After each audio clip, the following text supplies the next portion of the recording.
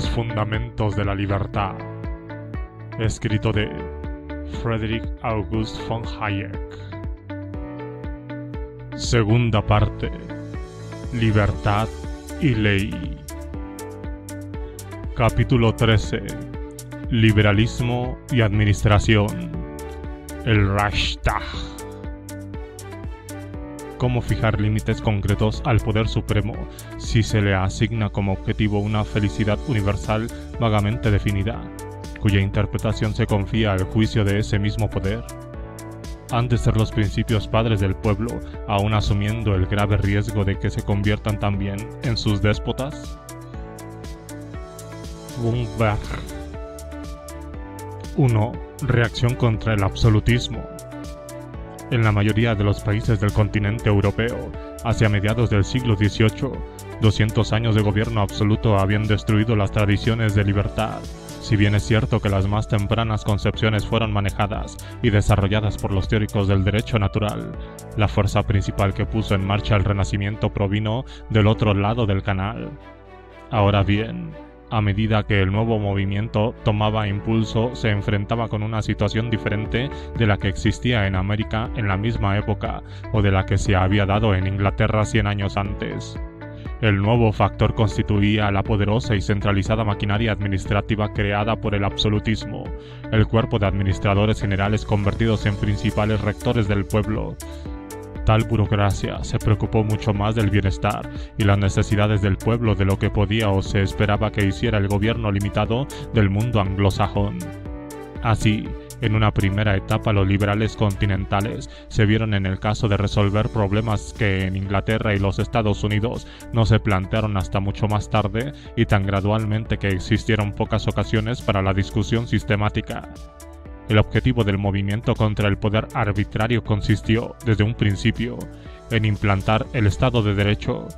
No solamente aquellos intérpretes de las instituciones inglesas, y principalmente Montesquieu, simbolizaron el gobierno o imperio de la ley como la esencia de la libertad, sino que incluso Rousseau, que llegó a ser la fuente principal de una tradición diferente y opuesta, intuyó que el gran problema político, que comparó con la cuadratura del círculo en geometría, es encontrar una forma de gobierno que sitúa a la ley por encima de los hombres.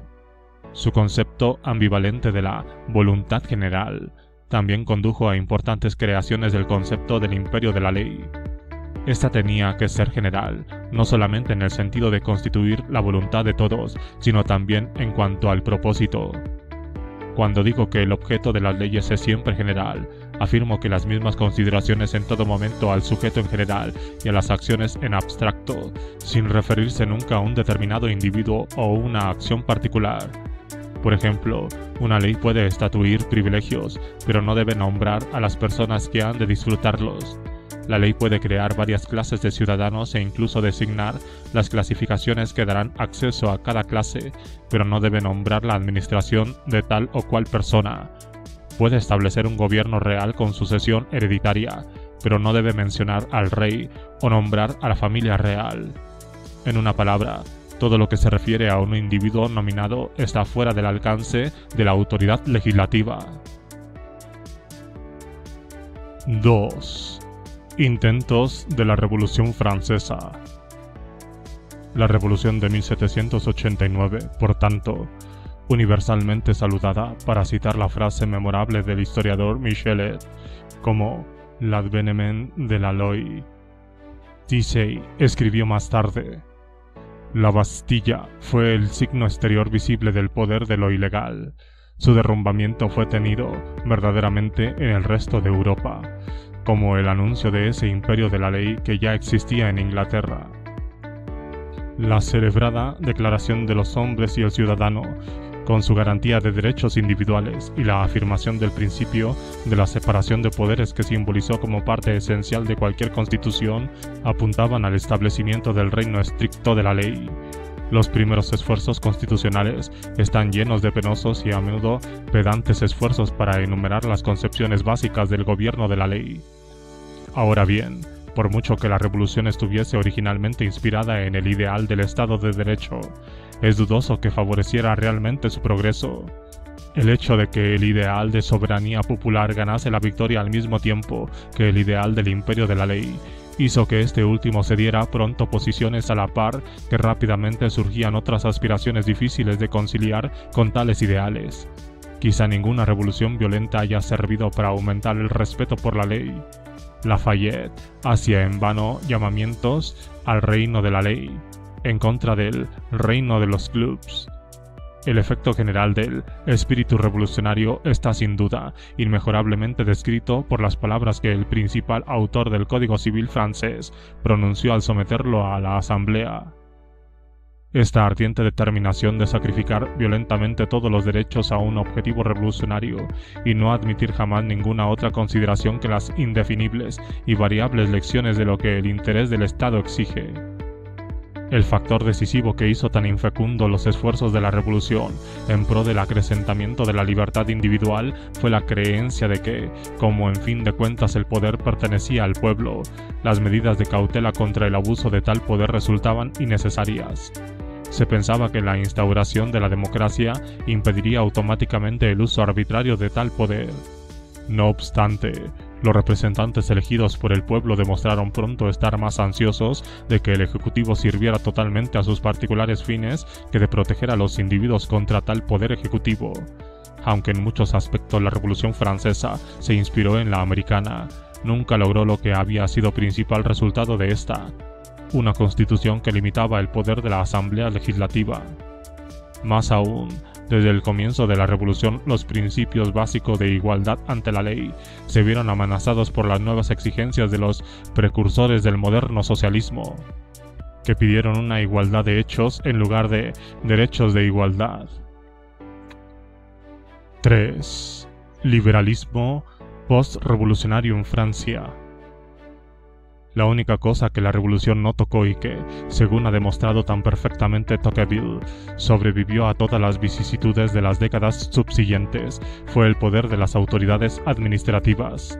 Ciertamente, la extrema interpretación del principio de la separación de poderes que había ganado aceptación en Francia sirvió para fortalecer los poderes de la administración y fue usada grandemente para proteger a las autoridades contra cualquier interferencia por parte de los tribunales, con lo que se fortaleció más que se limitó el poder del Estado. El régimen napoleónico que siguió a la revolución se preocupó más seriamente de incrementar la eficiencia y el poder de la máquina administrativa que de asegurar la libertad de los individuos. La tendencia de libertad bajo la ley, que una vez más constituyó la consigna durante el corto intervalo de la monarquía de julio, logró abrirse poco camino. La República encontró escasas ocasiones de intentar una sistemática protección de los individuos contra el poder arbitrario del Ejecutivo, y de hecho la situación que prevaleció en Francia durante la mayor parte del siglo XIX dio grandemente a los preceptos administrativos la mala reputación que durante tanto tiempo han tenido en el mundo anglosajón. Verdad es que dentro de la máquina administrativa se desarrolló gradualmente un nuevo poder que asumió increscendo la función de limitar las facultades discrecionales de los organismos administrativos. El Consejo de Estado, creado originariamente tan solo para asegurar que las intenciones de la legislatura se ejecutasen fielmente, evolucionó en tiempos modernos de tal forma que, como los estudiosos occidentales han descubierto recientemente con cierta sorpresa, dé al ciudadano más protección contra la acción discrecional de las autoridades administrativas de la que aquel puede obtener en la Inglaterra contemporánea. Los procesos evolutivos franceses han atraído mucha más atención que sus similares alemanes de igual periodo. En esta última nación, la continuidad de las instituciones monárquicas no permitió nunca la inocente confianza en la eficacia automática de los controles democráticos. La sistemática discusión del problema fue el origen de una elaborada teoría de los controles de la administración que, aunque de corta duración en cuanto a su influencia política práctica, afectó profundamente el pensamiento jurídico continental. Contra esta forma alemana del imperio de la ley se desarrollaron principalmente nuevas teorías jurídicas que desde entonces conquistaron el mundo y minaron en todas partes dicho imperio. Conviene detenerse sobre el tema. 4. Liberalismo y administración. El Reichstag. dada la reputación de Prusia adquirió en el siglo XIX. El lector podría sorprenderse al saber que los orígenes del movimiento germánico en favor del Estado de Derecho se encuentran en dicho reino. Pero es lo cierto que, en algunos aspectos, el gobierno del despótico ilustrado del siglo XVIII había actuado de manera sorprendentemente moderna e incluso podría decirse que con visos casi liberales, sobre todo en lo que se refiere a los principios legales y administrativos. No carecía de sentido el que Federico II se describiera a sí mismo como el primer servidor del Estado.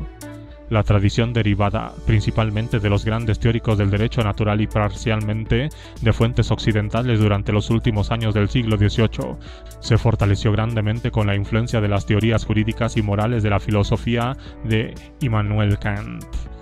Los escritores germanos suelen citar las teorías de Kant al iniciar sus descripciones del movimiento conducente al Reichstag, aunque tal postura probablemente exagera la originalidad de la filosofía legal de Kant. Este, indudablemente, le dio la forma en que alcanzó la máxima influencia en Alemania.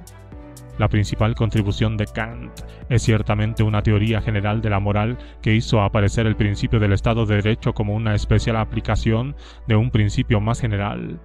Su famoso imperativo categórico, la regla de que el hombre debe siempre actuar solo de acuerdo con esa máxima en virtud de la cual no puede querer más que lo que debe ser ley universal, constituye de hecho una extensión al campo general de la ética de la idea básica que entraña el imperio de la ley. Tal imperativo suministra, como lo hace el gobierno de la ley, un criterio al cual las normas concretas deben conformarse para ser justas. Ahora bien, al subrayar la necesidad de un carácter general y abstracto para todas las leyes, si éstas están llamadas a guiar a los individuos libres, el concepto resultó de la máxima importancia por cuanto preparaba el campo para ulteriores procesos evolutivos legales. ¿No es este el lugar más a propósito para un análisis exhaustivo de la influencia de la filosofía kantiana en el desarrollo constitucional?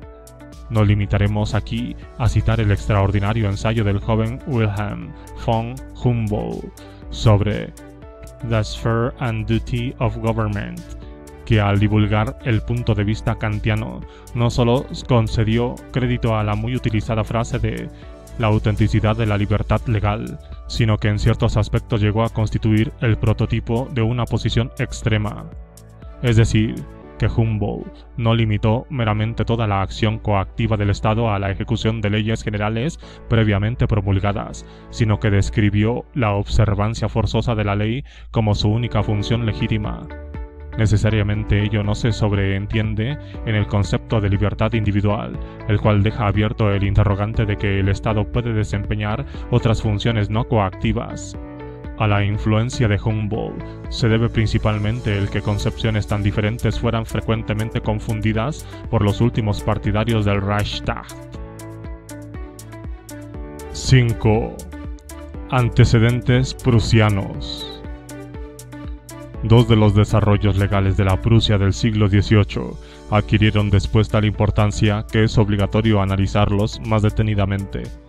El primero hace referencia a la iniciación por parte de Federico II, mediante su código de 1751, de ese movimiento a favor de la codificación legal, que se expandió rápidamente, concretándose en los códigos napoleónicos promulgados entre 1800 y 1810, sus logros mayores. Este movimiento, en conjunto, debe ser considerado como uno de los más importantes aspectos de los esfuerzos continentales para establecer el Estado de Derecho, toda vez que determinó en gran medida no solamente su carácter general, sino la dirección de los progresos logrados, al menos en teoría, más allá del nivel alcanzado en los países de derecho común. Ni siquiera la posesión del código estructurado del modo más perfecto asegura esa autenticidad que el Estado de Derecho exige y, por tanto, no ofrece sustituto para una tradición profundamente enraizada.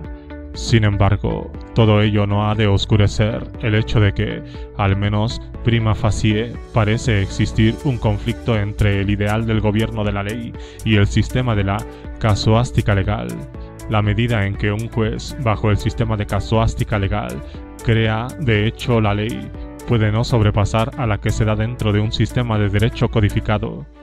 Ahora bien, el reconocimiento explícito de que la jurisdicción, tanto como la legislación, son las fuentes del derecho, aunque esté de acuerdo con la teoría evolucionista que encarna la tradición británica, tiende a oscurecer la distinción entre creación y aplicación de la ley.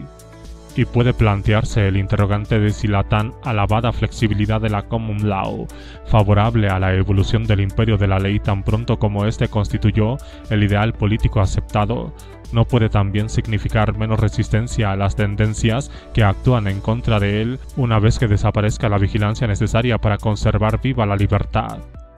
No puede caber duda alguna de que los esfuerzos de la codificación condujeron a la formulación explícita de algunos de los principios generales que encarna el Estado de Derecho.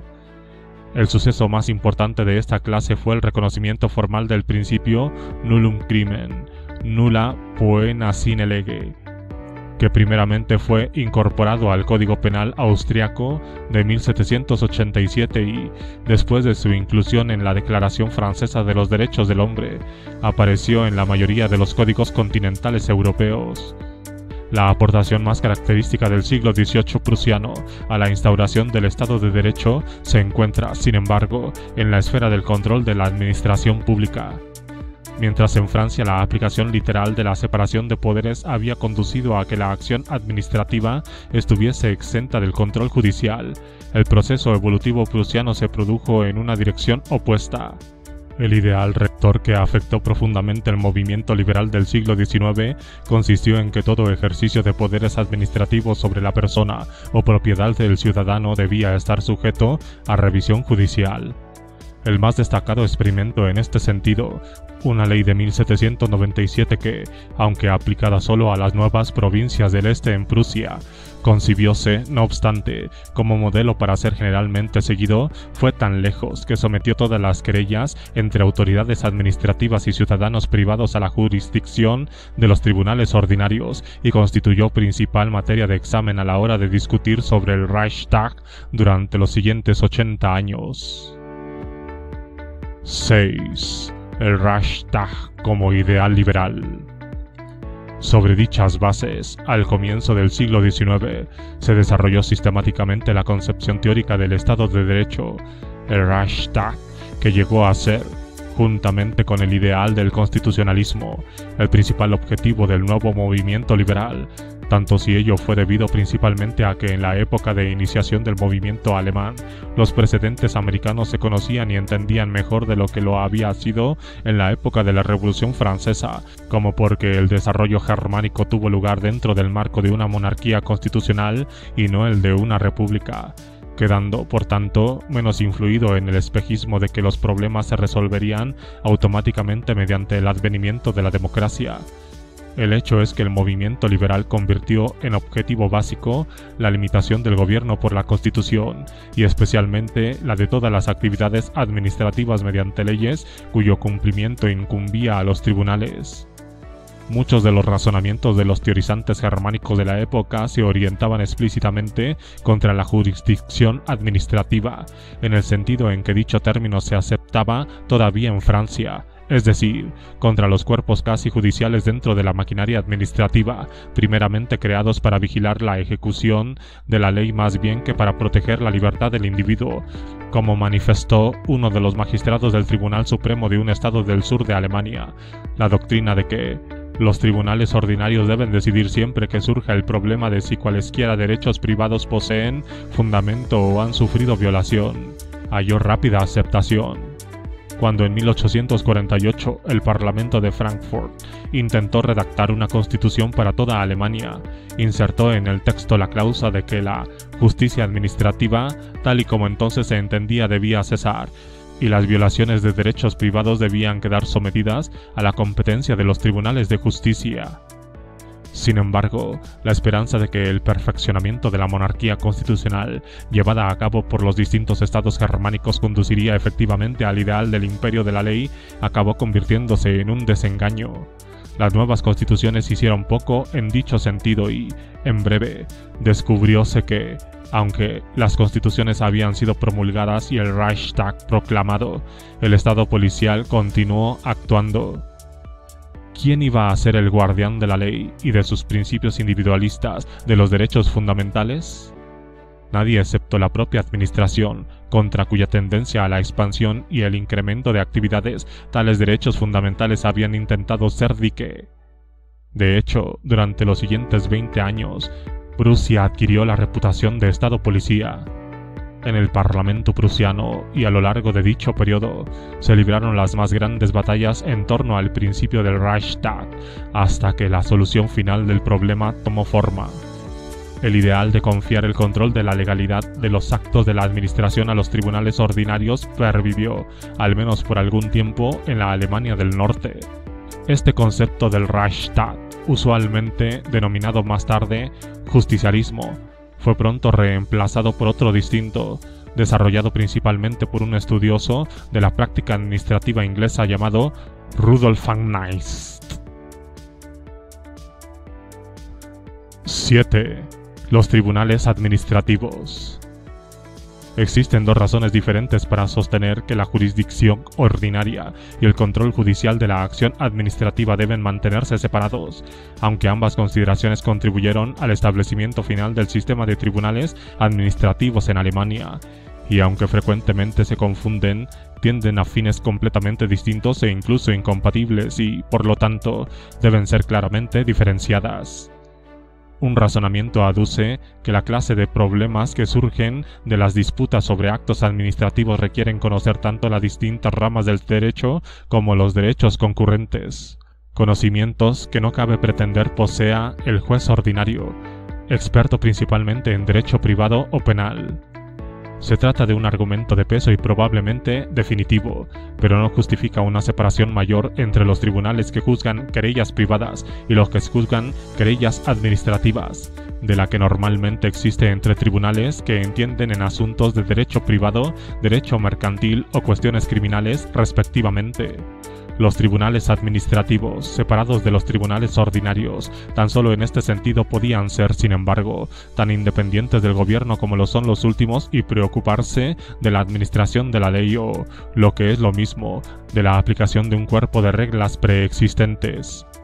Cabe también pensar que los tribunales administrativos independientes sean indispensables en un ámbito perfectamente delimitado y en cuya esfera la discusión sobre la legalidad de los actos que emanan de la administración no pueden ser decidida como pura materia jurídica, toda vez que entraña consecuencias de política gubernamental o de pública conveniencia. Tal peculiar jurisdicción, por las razones apuntadas, no podrá prescindir en su actuar del objetivo que se haya asignado en cada momento al poder público, careciendo de la total independencia.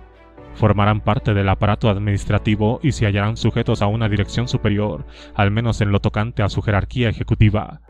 Su propósito no será tanto la protección del individuo contra la usurpación que en su esfera privada cometen las agencias gubernamentales, como el asegurar que tales usurpaciones no tienen lugar en contra de las intenciones e instrucciones del gobierno. Constituirían un artificio para asegurar que las agencias subordinadas realicen la voluntad del gobierno, incluso la de la legislatura, más bien que un medio de proteger al individuo. La distinción de tareas solo pueden establecerse con nitidez y sin ambigüedades cuando existe un cuerpo de normas concretas que guíe y delimite el actuar de la administración. Dicha distinción se hace inevitablemente borrosa si los tribunales administrativos son creados cuando la elaboración de tales reglas no han sido todavía abordada ni por los órganos legislativos ni por los jurisdiccionales. En tal situación, una de las necesarias tareas de dichos tribunales consistirá en formular como normas legales lo que hasta entonces han sido meras reglas internas de la administración, y al hacerlo así les será muy difícil distinguir entre los de carácter general y aquellos otros que expresan solo objetivos particulares de la política en vigor. No otra cosa ocurrió en Alemania por los años 1860 y 1870, cuando se intentó poner en práctica el ideal, largamente acariciado, del Reichstag. El razonamiento que en definitiva desbarató la dialéctica durante largo tiempo esgrimida en favor del justicialismo se redujo a afirmar que sería inoperante dejar a los jueces ordinarios, sin preparación adecuada, la misión de resolver las intrincadas cuestiones que originan los actos administrativos. En su consecuencia, se implantó la nueva jurisdicción administrativa, con la intención de que actuara con plena independencia y se ocuparan tan solo de cuestiones legales, con la esperanza de que, andando el tiempo, asumiría un completo control judicial sobre toda la acción administrativa. Para los hombres que idearon el sistema, especialmente para su principal arquitecto, Rudolf von Mainz, y para la mayoría de los administrativistas germanos, esta creación de un sistema de tribunales administrativos independientes se les antojó la piedra que coronaba el edificio del Reichstag, la perfección definitiva del imperio de la ley. El hecho de que todavía quedaran sin cerrar un número de resquicios para lo que efectivamente eran decisiones administrativas arbitrarias apareció como mero defecto menor, temporal e inevitable, en razón de las condiciones entonces existentes. Los defensores del sistema creían que, si el aparato administrativo había de continuar funcionando, era menester concederle durante cierto tiempo una amplia discreción hasta tanto se estableciese un cuerpo definitivo de normas de acción. De la forma antedicha, aunque desde un punto de vista organicista, el establecimiento de tribunales administrativos independientes parecía ser la etapa final de un desarrollo institucional ideado para asegurar el Estado de Derecho. Las tareas más difíciles se dejaban para el futuro. La superposición de un aparato de control judicial sobre una maquinaria burocrática firmemente atrincherada podía llegar a ser efectiva únicamente si la tarea de reglamentar se continuaba de acuerdo con el espíritu que había precedido la concepción del sistema total.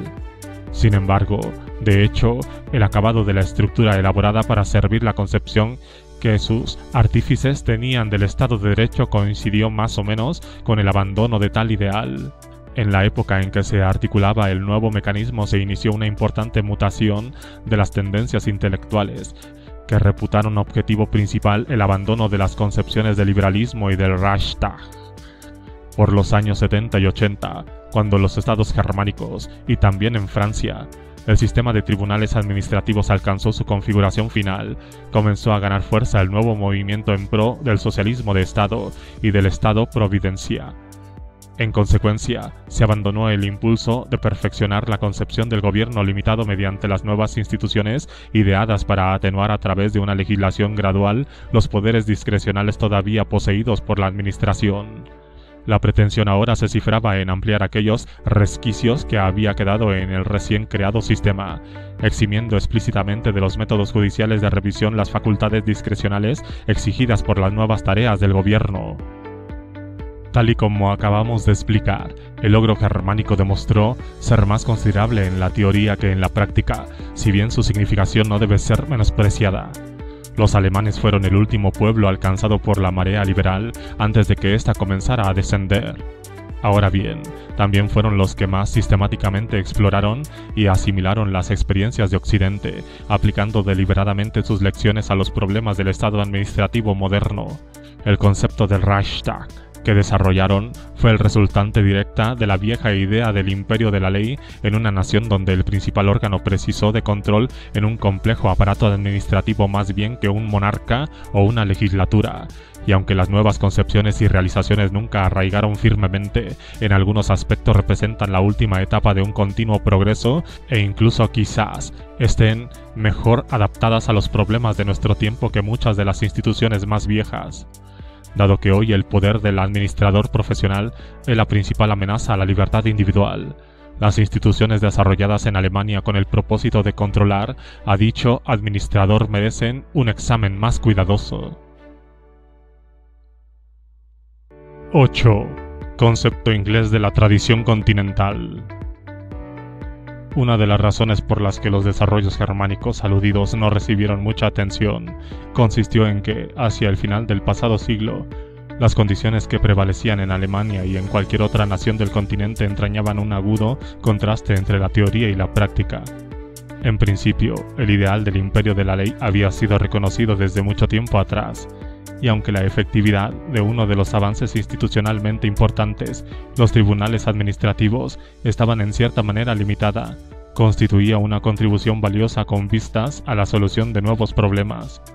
Sin embargo, en el corto tiempo concedido al reciente experimento para que desarrollara sus nuevas posibilidades, algunos de los rasgos de las condiciones antiguas nunca desaparecieron por completo, y el progreso hacia un Estado benefactor que comenzó en el continente mucho antes que en Inglaterra o en los Estados Unidos, revistió pronto nuevos caracteres que difícilmente podían reconciliarse con el ideal de gobierno bajo la ley. En los tiempos que precedieron inmediatamente a la Primera Guerra Mundial, cuando la estructura política de los países continentales y anglosajones habían llegado a ser más similares, un inglés o un americano que observara la práctica diaria en Francia o en Alemania hubiese sentido que todavía la situación estaba muy lejos de reflejar el Estado de Derecho. Las diferencias entre los poderes y la conducta de la policía en Londres y en Berlín, para mencionar un ejemplo a menudo citado, parecía tan grande como siempre. Y aunque los signos de desarrollo que habían tenido lugar en el continente comenzaban a aparecer en los países occidentales, un agudo observador americano podía todavía describir la diferencia básica del final del siglo XIX de la siguiente forma. En algunos casos, incluso en Inglaterra, es verdad que a la gente de la administración local se le ha concedido por estatuto poderes para implantar regulaciones. Los funcionarios gubernamentales locales en Gran Bretaña y nuestras juntas de sanidad constituyen ejemplo de ello. Sin embargo, tales casos son excepcionales, y la mayoría de los anglosajones se percatan de que dicho poder es arbitrario en su naturaleza y no debería ampliarse más allá de lo que sea absolutamente necesario. Dentro de este clima, Deasy, en una obra que ha llegado a ser clásica, declaró de nuevo la concepción tradicional del imperio de la ley, de una manera tal que pudo regir todas las discusiones posteriores y establecer un contraste con la situación del continente. La descripción que hizo fue, sin embargo, en cierta manera errónea. Partiendo del supuesto aceptado e innegable de que el imperio de la ley prevalecía solo imperfectamente en el continente, y persuadido de que ello se relacionaba en cierta manera con el hecho de que la coacción administrativa se hallara todavía, en gran medida, libre de revisión judicial, hizo de la posibilidad de revisar los actos administrativos por tribunales ordinarios su principal piedra de toque. Resultó que Deasy había conocido solamente el sistema francés de jurisdicción administrativa, e incluso más bien de un modo imperfecto, ignorando prácticamente los desarrollos germánicos.